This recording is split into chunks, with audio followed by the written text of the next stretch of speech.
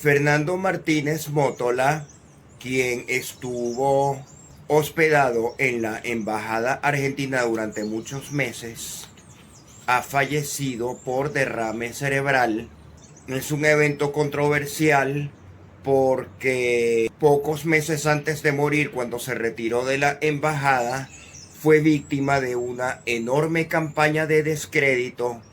Y ahora, como falleció, todo el mundo habla bien de él otra vez. El resto de las personas que se encuentran en esa embajada tendrán que revisar si les conviene continuar hospedadas allí a medida que su salud se vaya deteriorando, como de hecho ocurrió con Martínez Motola. Es una estrategia de lucha que pudiese servir o no pudiese servir, y la ciudadanía tiene derecho a opinar, expresar su acuerdo o expresar su desacuerdo en el uso que se está dando a esas instalaciones arquitectónicas desocupadas por el gobierno argentino, mientras en las cárceles de Venezuela existen verdaderos presos políticos que no tienen acceso a ninguna comodidad ni tampoco tienen la fortuna de salir como sí lo pudo hacer Martínez Motola. Seguimos los acontecimientos postelectorales en Alemania, donde se genera cada vez más notoriamente una obvia cesión programática del Partido de Centro Democrático, que obtuvo la minoría más importante de apenas un 28% y que está obligado ahora a efectuar alianza con el Partido Socialista tradicional, con la izquierda radical y con los verdes ecologistas, que también son de izquierda. La única derecha que queda es la de la Alianza por Alemania, AfD, liderada por Alice Weidel. Es la única fuerza de derecha que queda, a la cual se le hace cordón sanitario de un modo similar como en Venezuela se le efectúa cordón sanitario a lo que aquí también se denomina ultraderecha, que también crece. A través de las entrevistas de simpatizantes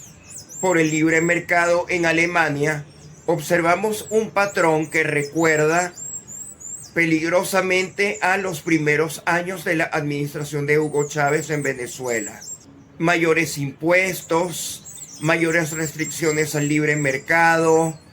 incipiente emigración, personas que prefieren vivir y trabajar fuera de Alemania porque les resulta imposible o inhóspito permanecer en su país, impuestos despilfarrados, deterioro en los servicios públicos, aumento en la corrupción junto con la Unión Europea. Es triste escuchar lo que está ocurriendo en Alemania y cómo continúan efectuándole un cordón sanitario al movimiento de derecha, que cada vez obtiene más votación y siempre logran silenciarlo, tal como en Venezuela a la oposición mayoritaria también la silenciaron y le pusieron un cordón sanitario a través de la usurpación presidencial consumada por Nicolás Maduro. Donald Trump convocó a su gabinete ministerial y allí anunció que se impondrán aranceles del 25% a la Unión Europea, del mismo modo como ya están previstos aranceles del 25% para Canadá y México a partir del 2 de abril y la eliminación de la licencia petrolera, incluyendo a Chevron en Venezuela, a partir del 1 de marzo. Observamos un patrón donde a diferentes países se les ha dado la oportunidad de acceder a los términos de Donald Trump, y ni en el caso de Canadá, ni en el caso de México, ni en el caso de Venezuela, ni en el caso de China se han logrado acuerdos favorables a la administración Trump, y por consiguiente está proporcionando sanciones económicas a cada uno de esos países, ya sea a través de aranceles o suspensión de licencias. De modo que no es conveniente observar la suspensión de las licencias petroleras a Venezuela como un acto eminentemente político restringido a la relación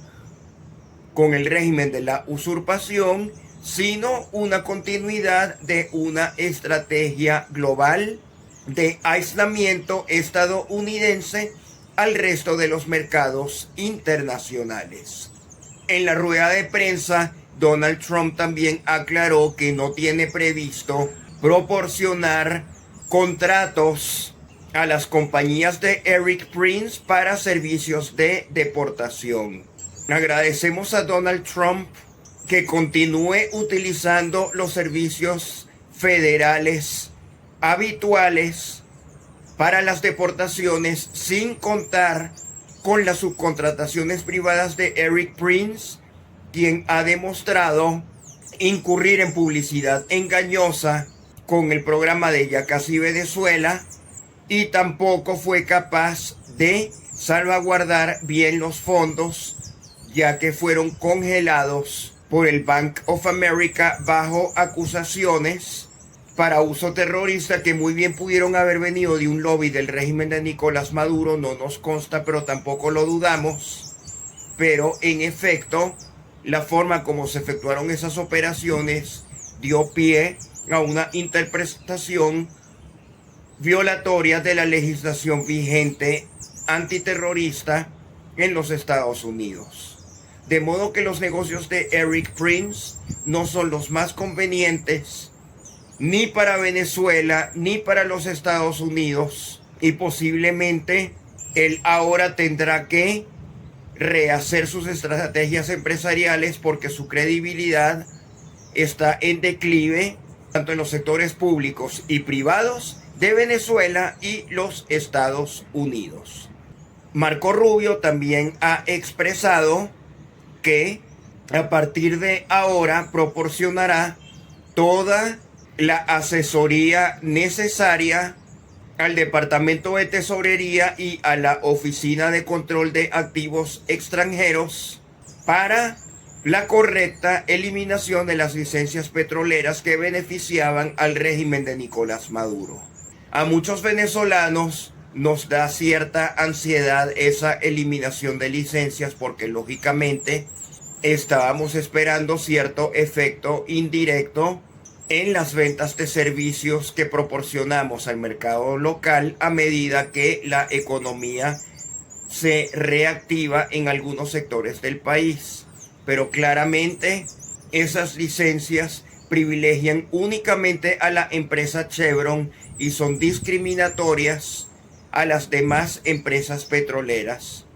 americanas que también pudiesen estar haciendo negocios en Venezuela, pero mantienen una actitud respetuosa a los derechos humanos que están siendo violados. Estamos observando cómo Donald Trump conversa en detalle con Volodymyr Zelensky de Ucrania y con Vladimir Putin de Rusia para la repartición definitiva del territorio ucraniano entre los dos países en disputa, y cuáles serían las condiciones para explotación de tierras raras tanto en Ucrania como en Rusia, y en ambos territorios la participación americana será importante. Esperamos que rápidamente se solucionen las negociaciones con Ucrania y con Rusia, ya que eso proporcionará a Donald Trump experiencia para emprender negociaciones similares con Venezuela, que también padece un régimen afín a Rusia en el aspecto de alianzas geopolíticas y el régimen de Venezuela es dictatorial como el de Ucrania, y por consiguiente nosotros también tenemos minerales de tierras raras y petróleo, y una posición privilegiada para el mercado suramericano, tal como Ucrania y Rusia tienen una posición privilegiada en el tránsito entre Occidente y Oriente. Todas estas similitudes entre Ucrania, Rusia y Venezuela sugieren que soluciones parecidas, diferentes a lo que ofrecía la administración Biden, serán diseñadas. Es por ello que se eliminó la venta de armas a Ucrania iniciada durante la administración de Biden. Se eliminó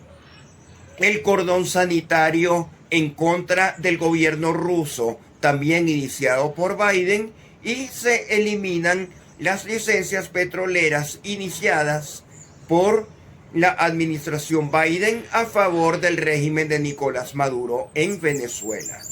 Es importante considerar todos estos recientes anuncios relativos a Venezuela en un contexto geopolítico global, ya que somos uno entre tantos países que están siendo atendidos, y por consiguiente debemos deslastrarnos de un protagonismo que no detentamos. El subsecretario para América Latina, Clavier, también esbozó recientemente que tras la designación del Tren de Aragua como cartel terrorista, se iniciaría a la brevedad la designación del Cartel de los Soles como organización terrorista también, lo cual implicaría un mayor cerco al régimen de Nicolás Maduro, el cual, por cierto, no está cumpliendo a cabalidad con sus compromisos de apoyo a la deportación de ciudadanos venezolanos quienes han cometido delitos migratorios en los Estados Unidos. Sí es necesario, sin embargo, que las deportaciones se efectúen de manera ordenada y no se incurra en abuso de los asilos y de los TPS, ya que mucha gente de Venezuela lo único que desea es seguir viviendo en Estados Unidos para, desde la comodidad de la diáspora, exigirnos a los venezolanos que tomemos las armas e iniciemos una guerra civil. María Corina Machado, en ese particular, ha sido muy clara en su entrevista con el hijo del presidente Donald Trump Jr., a quien le comentó que en Venezuela no hace falta una guerra civil, ya que aquí no estamos ni en Siria, ni en Ucrania, ni en Libia, que tenemos una ciudadanía cohesionada en torno a la opción electoral ganadora de la Mesa de la Unidad Democrática, encabezada por el diplomático Edmundo González Urrutia, quien es nuestro presidente electo, y María Corina Machado hablaría como representante designada de dicho gobierno en el cargo vicepresidencial. El programa económico para Venezuela sería de corte liberal, en sintonía con lo que ha efectuado Javier Milei en Argentina, Giorgia Meloni en Italia, y también pudiésemos sugerir Nayib Bukele en El Salvador, lo cual nos preocupa porque vemos movimientos de izquierda que apoyan a María Corina Machado, que se quejan de los derechos humanos a los delincuentes que viola Nayib Bukele. Quizás los movimientos de izquierda no les gusta el desarrollo económico y no toleran ver cómo El Salvador se está volviendo un país rico. Vemos como movimientos de izquierda que apoyan a María Corina Machado siguen ensalzando la pobreza y el subdesarrollo al desmerecer las mejorías en El Salvador que ha proporcionado Nayib Bukele. Hemos notado también que María Corina Machado no mencionó a Nayib Bukele, mientras que sí mencionó a los demás cuando Donald Trump Jr. enumeró su lista de amistades y pudiésemos pensar que existe aún el viejo conflicto de intereses con voluntad popular que nunca fue resuelto del todo a raíz de relaciones del antiguo gobierno interino con los inicios del gobierno de Bukele y de su campaña electoral antes de acceder a la presidencia por primera vez. Y como sabemos, María Corina Machado intenta desvincularse de las acusaciones del USAID, pero lo recomendable es que se someta a las investigaciones tal como lo han hecho los demás, porque los venezolanos necesitamos conocer la verdad. Pero sí, reiteramos, para nosotros es alarmante que no se estén haciendo los debidos acercamientos con el gobierno de El Salvador para la liberación de Venezuela.